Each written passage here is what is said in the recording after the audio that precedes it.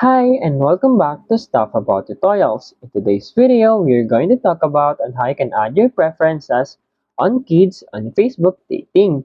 Maybe you don't want to date a person with kids or vice versa. So in today's video, I am going to show you on how you can add your preferences on kids status on Facebook dating.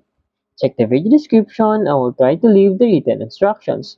So without further ado, let's get into the video. First you need to do is to open your Facebook application and log in with your Facebook account. And then in here, simply select this heart icon and you'll be directed into this Facebook dating. In here, tap on the settings button and you'll be directed in ideal match. As you can see below, here is the advanced preferences. Tap on this drop down button and you will see in here their kids. Simply tap on this their kids. And here you will see you have three options. Either no preference, they have kids or they don't have kids. For example, you don't want them to have kids, simply tap on this button.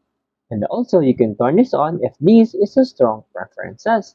Tap on the save button at the upper right corner of your screen.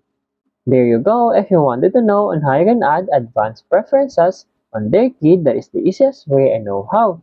If you know another way on how you can add preferences on their kid's status, leave a comment below. Also, be sure to subscribe for more videos.